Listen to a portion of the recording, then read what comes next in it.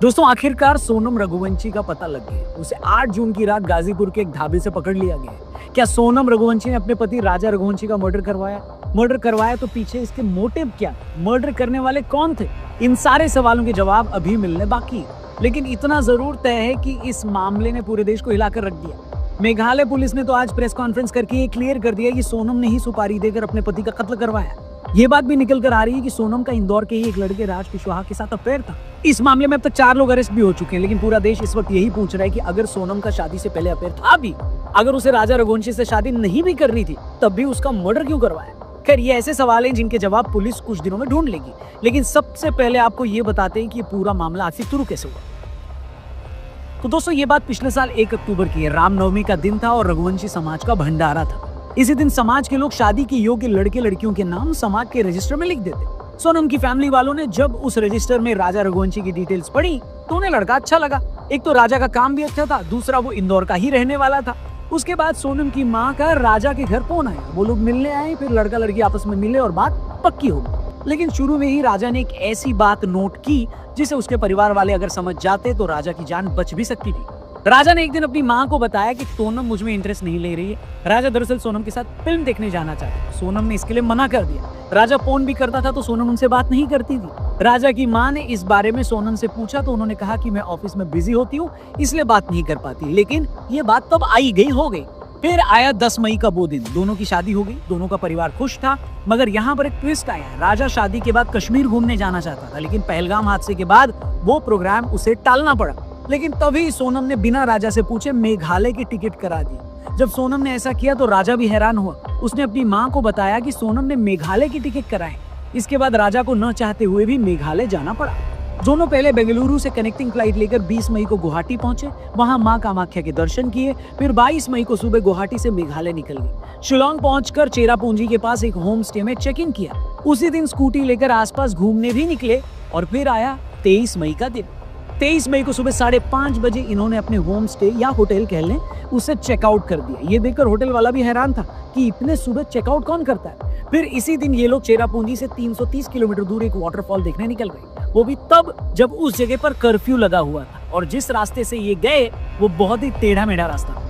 अब जिस दौरान ये लोग वाटरफॉल के पास जा रहे थे तभी सोनम की सास का भी फोन आया। सोनम ने बताया कि हम एक वाटरफॉल के पास गए थे, यहाँ खड़ी चढ़ाई है, हम एक कैफे के पास रुके थे। जिस दौरान ये बातचीत हुई तब दोपहर के 1:30 बजे थे। इसके बाद दोपहर 2 बजे राजा के घर वालों ने फिर से फोन किया, लेकिन तब राजा का फोन स्विच ऑफ है। सोनम से बात करने की कोशिश की मगर उसका मोबाइल भी बंद था। दिन में दोबारा बात करने की कोशिश की गई तब भी फोन नहीं लगा।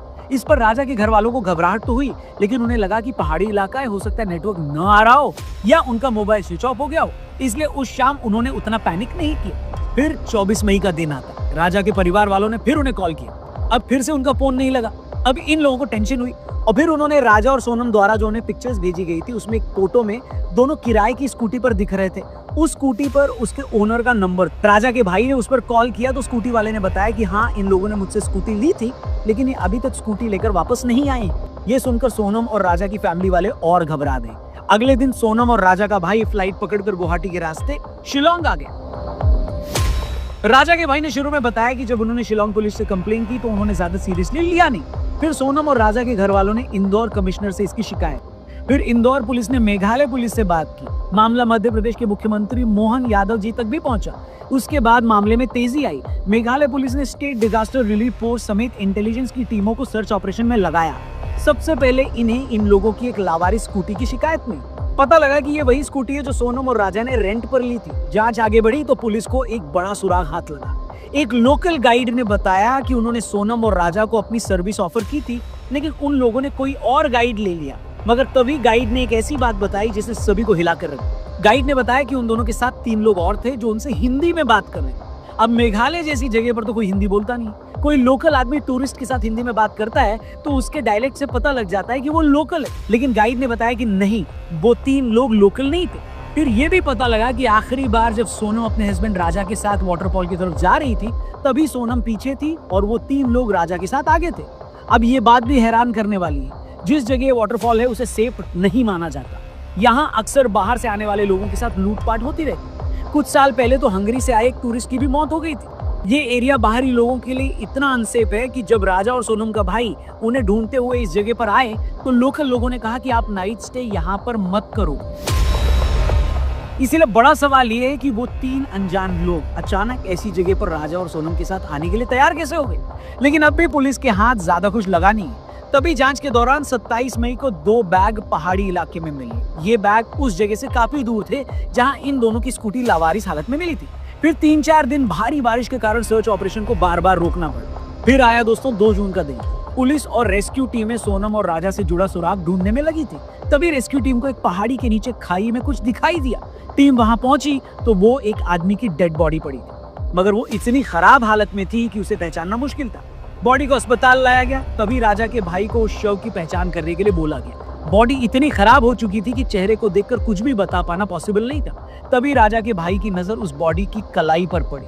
वहां पर एक टैटू गुदा हुआ था, उस पर राजा का नाम था। वो टैटू देखते ही राजा का भाई रोने लगा। कंफर्म हो गया कि ये लाश राजा की। फिर 2 दिन में पोस्टमार्टम की रिपोर्ट दी आ गई। पोस्टमार्टम रिपोर्ट से साफ हो गया कि यह हादसा नहीं था, बल्कि किसी ने तेज हथियार से राजा का मर्डर किया है। पुलिस को पता लगा कि पेड़ काटने वाले हथियार से राजा की हत्या की गई। 4 जून को राजा की बॉडी इंदौर लाई गई। लेकिन बड़ा सवाल ये था कि सोनम कहाँ गई। तरह तरह के सवाल पूछे जा रहे थे। शक हो रहा था कि क्या सोनम की भी हत्या कर दी गई है, क्या सोनम को किसी गैंग ने बेचकर उसे बांग्लादेश भेज दिया है, या सोनम ही अपने पति राजा के मर्डर में शामिल है और वहां से भाग गई है। लेकिन अपने ही पति की मर्डर वाली बात एक ऐसी बात थी जो कोई भी बोलने की हिम्मत नहीं कर रहा था, क्योंकि कोई पत्नी आखिर क्यों शादी के 3 हफ्ते में ही अपने पति की हत्या करवा देगी। लेकिन सोनम से जुड़ा कोई सुराग न मिलने से सस्पेंस लगातार बना हुआ। इस बीच मेघालय पुलिस और उनकी टीमें लगातार अपनी जांच में लगी हुई थी। मेघालय पुलिस को अपनी जांच में पता लगा कि सोनम के पास एक नंबर और था और मोबाइल टावर और कॉल डिटेल से पता लगा कि उसी लोकेशन से इंदौर फोन किए गए। ये अपने आप में एक बड़ा सबूत था। इसके बाद मेघालय पुलिस ने एमपी और यूपी की पुलिस के साथ मिलकर दोनों ही स्टेट में अलग अलग जगह छापेमारी करके 4 लोगों को पकड़ लिया। इनमें राज कुशवाहा और विशाल चौहान को इंदौर से पकड़ा, आकाश राजपूत को इंदौर के पास से और आनंद कुर्मी को बीना से गिरफ्तार कर लिया गया। फिर 8 जून की रात यूपी के गाजीपुर में एक लड़की बदहवास हालत में मिली। उसने काले रंग की टी शर्ट और लोअर पहन रखी थी। उसके बाल बिखरे हुए थे। चेहरा देखकर लग रहा था कि वो कई दिनों से सोई नहीं थी। तभी उस लड़की ने ढाबे वाले लड़के को कहा कि भैया क्या मुझे आपका फोन मिलेगा, मुझे अपने घर वालों से बात करनी है। ढाबे वाले ने लड़की को अपना फोन दे दिया। फोन पर बात करते ही लड़की रोने लगी। तब तक किसी को नहीं पता था कि ये लड़की कौन है। उस वक्त ढाबे पर कुछ महिलाओं ने उस लड़की को पहचान भी लिया था, लेकिन कोई ये समझ ही नहीं पा रहा था कि वो सोनम रघुवंशी हो सकती है, क्योंकि गाजीपुर से मेघालय 1100 किलोमीटर दूर है। भाई से बात करने के बाद सोनम वहां एक चारपाई पर बैठकर रोने लगी। तभी जिस फोन से सोनम ने अपने भाई को कॉल किया था, उसी नंबर पर सोनम के भाई का कॉल आया। उसने ढाबे वाले को कहा कि तुम फौरन पुलिस को कॉल करो। ढाबे वाले ने पुलिस को फोन किया। सोनम ने अपनी पहचान बताई तो पुलिस को फौरन समझ में आ गया कि ये वही लड़की है। इसके बाद पुलिस सोनम को अपने साथ ले गई। सोनम की गिरफ्तारी के बाद जहां राजा का भाई खुलकर ये बोल रहा है कि सोनम ही मेरे भाई की कातिल हो सकती है, वहीं सोनम के फादर का कहना है कि ये एक साजिश है। मेघालय पुलिस उनकी बेटी को फंसाने की कोशिश कर रही है। वो इस मामले में सीबीआई जांच की बात कर रहे हैं। क्या प्रूफ है उनके पास जो भाड़े के हथियार है सोनम लेके जाएगी, और क्यों जाएगी? उसका भी तो कुछ कारण होना चाहिए ना। सोनम की गिरफ्तारी के बाद सवाल ये है कि आखिर हुआ क्या होगा। मेघालय पुलिस ने तो क्लियरली बोल दिया है कि सोनम ने ही भाड़े के हथियारों से अपने पति का कत्ल करवाया। तो अब तक तो यही लगता है कि हाँ, ऐसा हो सकता है, क्योंकि राजा रघुवंशी अगर 23 मई को गायब हो गए थे और ये मान भी लें कि उनकी पत्नी सोनम को पता नहीं चला कि वो कहाँ गए, तो सोनम उसी दिन मेघालय पुलिस को इसकी शिकायत कर सकती थी। अगर वो 8 जून की रात किसी का मोबाइल लेकर अपने भाई को कॉल कर सकती थी, तो यही काम वो पहले भी कर सकती थी। 17 दिनों तक ऐसा क्यों नहीं हुआ? उसने किसी को कॉल क्यों नहीं किया? ये कई इंपॉर्टेंट सवाल है। दूसरा सवाल, हत्या के शक में जो लोग भी पकड़े गए हैं वो सभी के सभी इंदौर के हैं। पकड़े गए लोगों में एक राज कुशवाहा सोनम रघुवंशी का दोस्त भी बताया जाए। क्या ये भी इत्तेफाक है? ऊपर से सोनम का शादी से पहले राजा में इंटरेस्ट न लेना, बिना राजा से पूछे ही मेघालय की टिकट कटा देना, फिर मेघालय में भी एक ऐसी जगह घूमने ले जाना जो बाहरी टूरिस्ट के लिए सेफ नहीं है। ये सारी बातें बहुत ज्यादा शक पैदा करती है। लेकिन एक बात जो हर किसी को हैरान कर रही है कि भाई अगर सोनम का कहीं अफेयर था भी और वो शादी के लिए तैयार नहीं भी थी, तब भी उसे अपने पति का मर्डर करवाने की क्या जरूरत थी? अगर आपको शादी से प्रॉब्लम है तो आप घर से चले जाएं, अपने पति से खुलकर बोल दें। और अगर आपको जबरन शादी से कोई नाराजगी है तो उसका गुस्सा अपने पति पर क्यों निकालो? उस बेचारे ने क्या बिगाड़ा था? आप सोच कर देखिए, एक सीधा साधा लड़का जो अपने माँ बाप के कहने पर बिरादरी में शादी करता है, फिर वाइफ जहां घूमने के लिए कहती है वहां चला भी जाता है। हनीमून पर घूमने के दौरान कुछ लोग उस पर हमला करके उसे मार देते हैं और उस बेचारे को यह पता तक नहीं चलता कि उसकी किससे क्या दुश्मनी थी। और ऐसे एक नहीं, आजकल दर्जनों ऐसे केस हो रहे हैं जहां लड़कियां भी एक्स्ट्रा मैरिटल अफेयर या शादी से पहले अफेयर के चलते अपने हस्बैंड का कत्ल करवा देती। इसी तरह का एक मामला इसी साल मार्च में मेरठ से आया था, जब मुस्कान नाम की एक लड़की ने अपने पति सौरभ का मर्डर करवाकर उसकी लाश नीले ड्रम में भरवा दी थी। उससे पहले मार्च में ही यूपी के औरैया में प्रगति यादव नाम की एक लड़की ने अपने बॉयफ्रेंड के साथ मिलकर शादी के कुछ दिन बाद अपने पति दिलीप की हत्या करवा दी थी। ये सारी खबरें हिला देने वाली हैं दोस्तों। हम बिल्कुल ये दावा नहीं करते कि सोनम रघुवंशी मामले में उन्होंने ही अपने पति की हत्या करवाई हो, लेकिन सर्कमस्टेंशियल एविडेंस और एक्सपर्ट्स का ओपिनियन यही है कि मोस्ट लाइकली वो ही इस मामले में चीफ कॉन्स्पिरेटर हो सकती है। और अगर ऐसा ही निकला तो ये बहुत ही डराने वाली बात है। सच में बात सोचने वाली है कि आज का यूथ किस तरह सोच रहा है। आप जिससे प्यार नहीं करते, अगर वो आपको नहीं मिलता तो आप उस आदमी को मरवा दे रहे हैं जिसका आपसे कोई लेना देना नहीं। दूसरी बात जो मुझे हैरान करती है कि जो लड़कियां इतनी दबंग हैं कि अपने प्यार के लिए शादी के बाद अपने पति का कत्ल तक करवा दे रही, यही लड़कियां शादी से पहले इतनी हिम्मत क्यों नहीं दिखाती?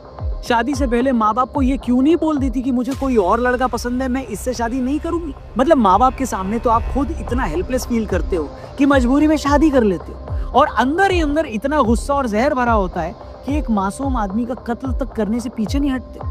मुझे नहीं पता ये कैसी सोच है, मगर इस सोच ने आज हजारों लाखों लोगों को डरा दिया। बाकी दोस्तों, आप भी कमेंट करके अपनी राय, अपना ओपिनियन जरूर शेयर करिएगा। क्या लगता है आपको इस केस में क्या हुआ होगा?